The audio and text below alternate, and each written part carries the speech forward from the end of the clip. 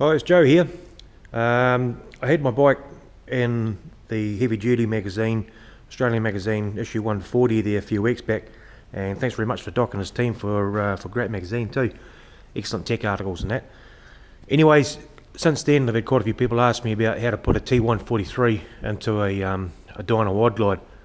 It's a particular bike's an 07 Dyna wide glide. The S&S T143 is not supposed to fit in this bike.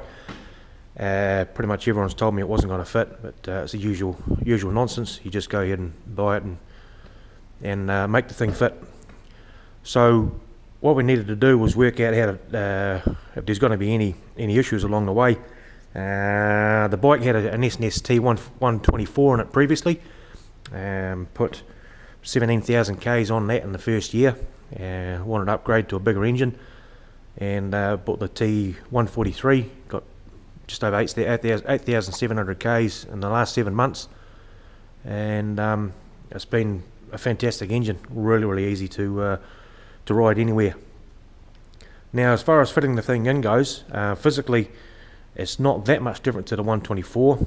Obviously it's taller, been a longer stroke, but there's no real issues as far as the clearance goes. Above the rocker cover and to the backbone, there's still around ½ an inch or more of clearance in there. Same again all around the front. The idle air controller is a little bit close underneath the tank. Currently using a 62mm horsepower incorporated cable operated throttle body. That's the biggest cable operated throttle body that is anywhere on the market just now. We have got a 70mm cable operated throttle body underway. That'll increase the power even further still. Now, the reason we've got a cable operated one there now, obviously because it's an 07 and 08s and later with the throttle by wire bikes. One of the first difficulties we had, these particular engines, as I say, they're not supposed to fit in these bikes. They've been designed around a 70mm throttle body, which is throttled by wire, which of course is only 2008 later. Now, the ECMs on the 2008 later, they have different coding. So I can't go and download, say, a Power Commander map or whatever that'll fit the throttle by wire, because it's a different animal, onto the cable operated units. And I'm running Thundermax in this one. Always run Thundermax on my bikes and had a really good run with them. So one of the first things we had to do was work out how to get a map into it. I'll get back to the install a bit later. We worked in with Thundermax and they were really good. They gave us a base map to work with to get into the general sort of parameter.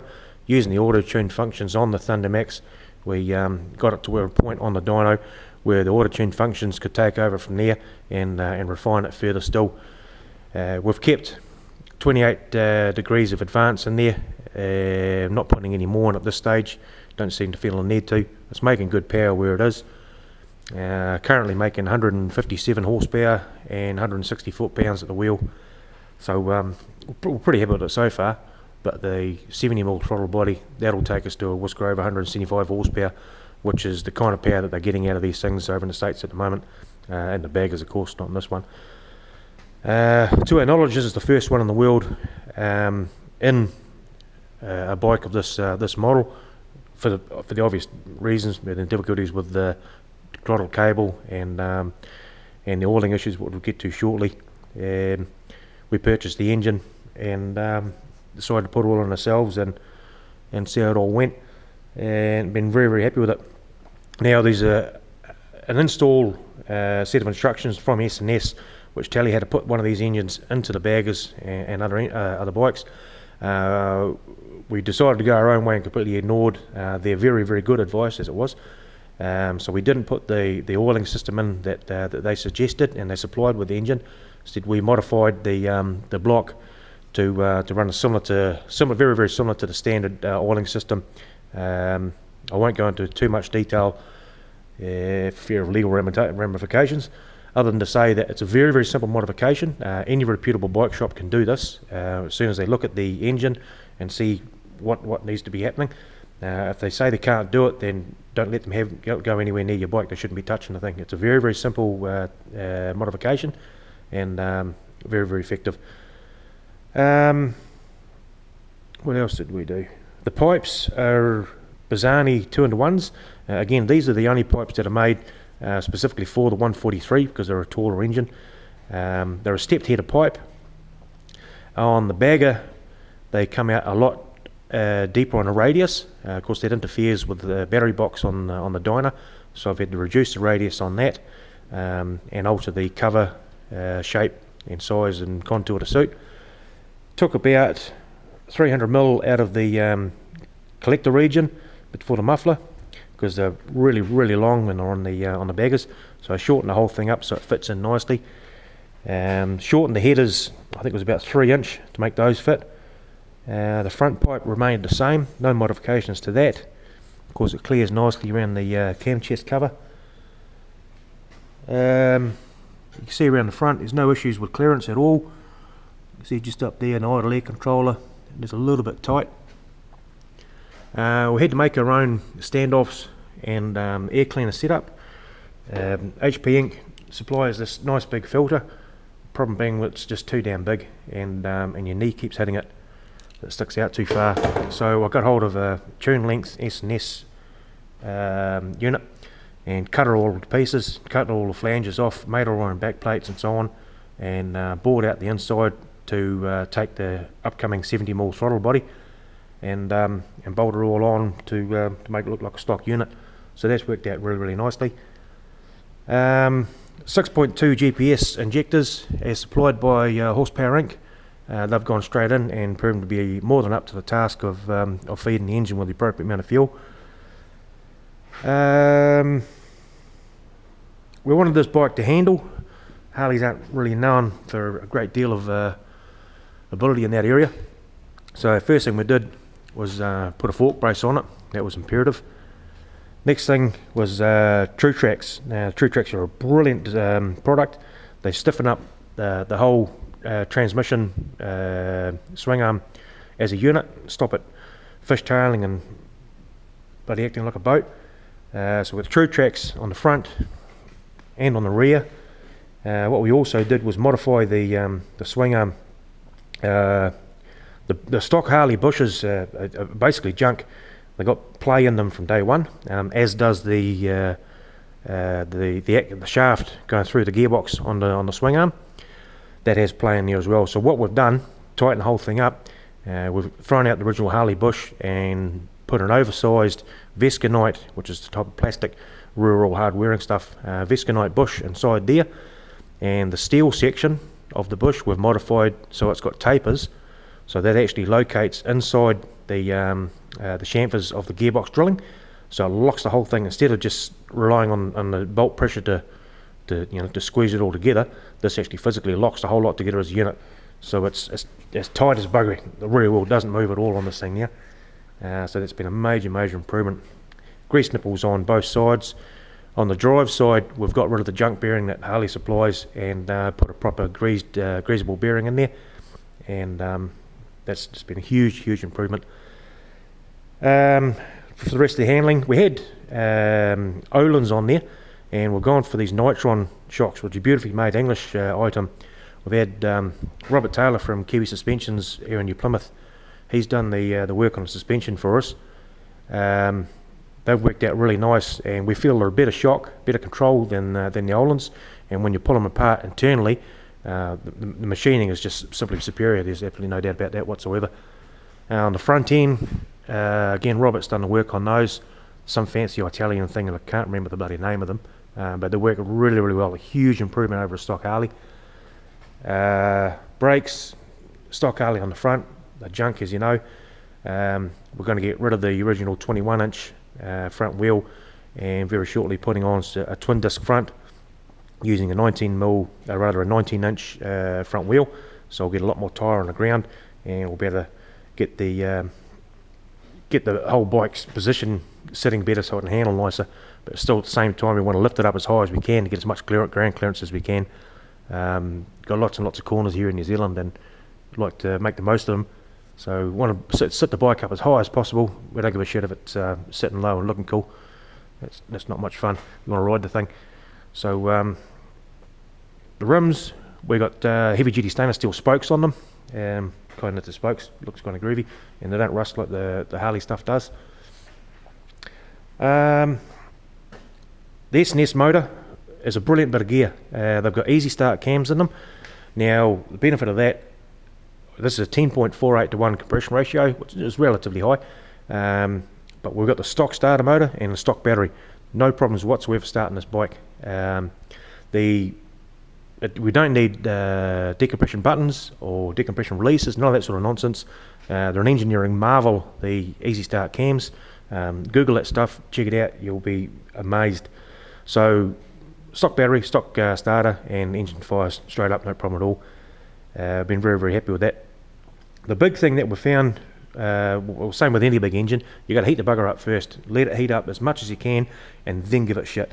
We found on the 124, hell, I think we had rev limiter hit 15,000 times while I was using it, and you know, no ill effects on that that we saw. The this one here, again, we've got the rev limiter set at a sensible level, and it's okay to do, you know, go out and ride the thing hard, but get it warm first. That's absolutely critical. The other side of things, keep your clean oil in there. We run the scavenger system when we're doing the oil changes. Have a Google on the scavenger system and learn what you can about that. You'll be absolutely amazed what you find.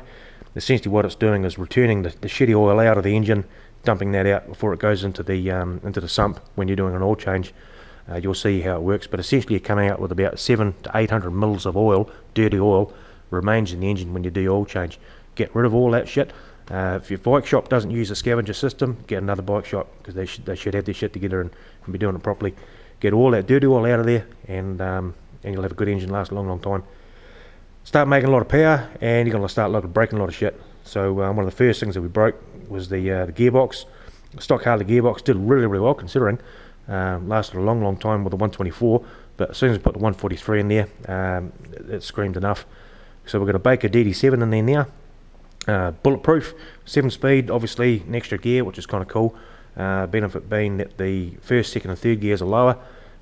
Straight cut gears too, so you get a lot better horsepower transfer, and they shift a lot nicer too. They shift a hell of a lot nicer. Stock Harley gearbox, it's kind of like steering a bucket of scrap metal when you go and change a gear. Crunches and grinds and carries on. These are a nice bit of gear. Burt Baker and the boys have their shit together with that. Nice bit of gear. What else we got? Rear brakes, stock Harley. I'll do something about that at some stage too. The rear light, we put, I think this one was out of a Fat Bob. We couldn't find a decent LED rear light for one of these diners for an 07 wide glide, so we did a whole bunch of modifications underneath the guard to make that fit in like a stock unit, and that works really, really well. Pretty happy with that. Chain drive is an absolute must for a bike like this. If you're going to ride it hard, drop the clutch and do wheelies and all that sort of carry on, then you'll start snapping belts big time. So we run the chain from day one. This is a Zippers chain conversion kit. They supply really, really good, nice kits, bolt straight on, and no problems with belts busting. So good final drive system. You have to have that with a big engine. We've got a Screaming Eagle compensator kit in there. It's proved to be very, very good. Clutch from day one, we ran a Evolution Industries clutch. We've had to upgrade that with the red springs from their kit.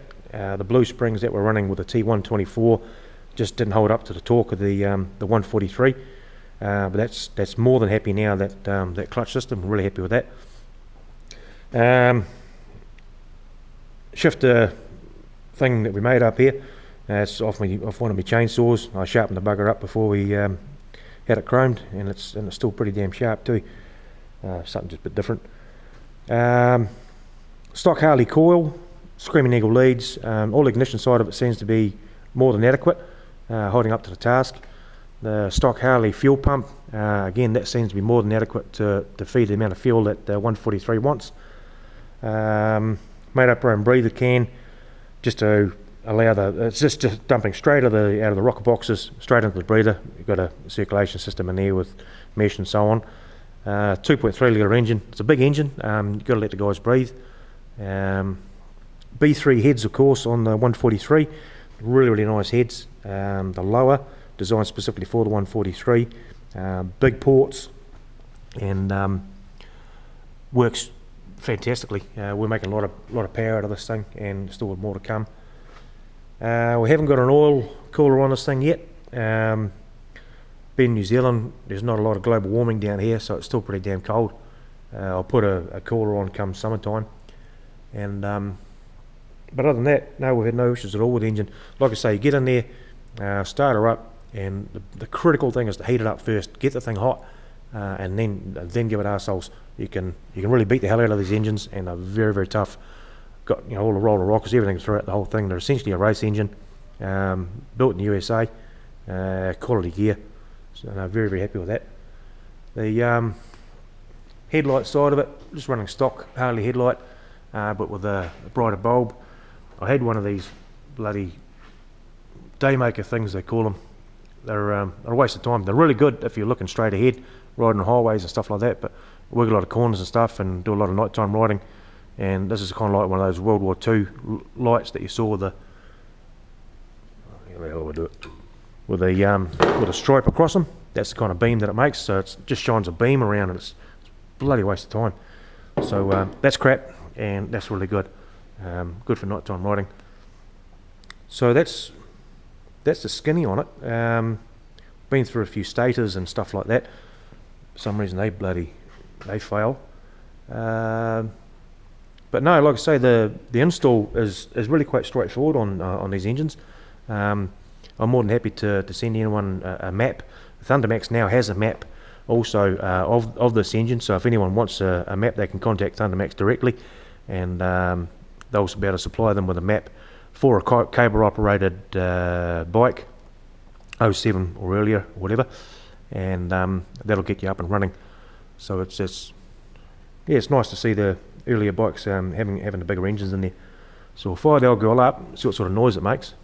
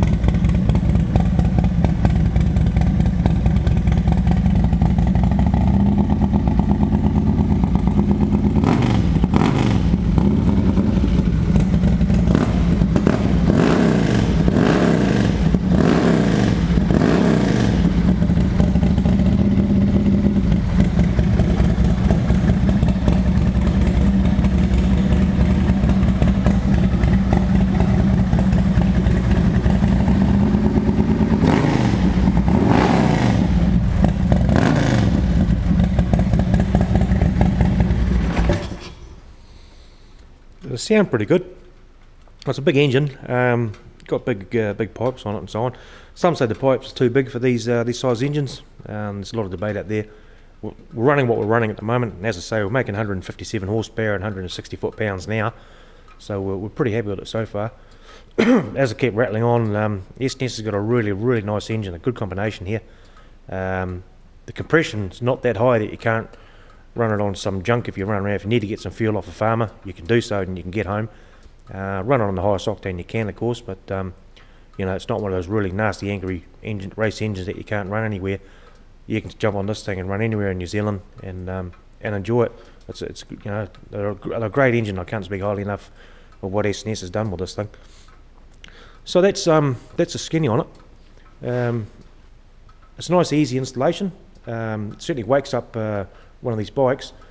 Destroys tyres. That's an absolute waste of time. I'm running currently the stock Harley Dunlop on the rear, They don't last long at all, but they actually hook up quite well. You can just open up throttle in second gear and front comes straight up and straight into a wheel stand, so they hook up kind of good. Don't last that long, but rather something that grips and disappeared than something that was the other way around. Yeah, so that's it. The T143, S&S T143, and a 2007 wide glide. Pretty happy with it. Lots of fun.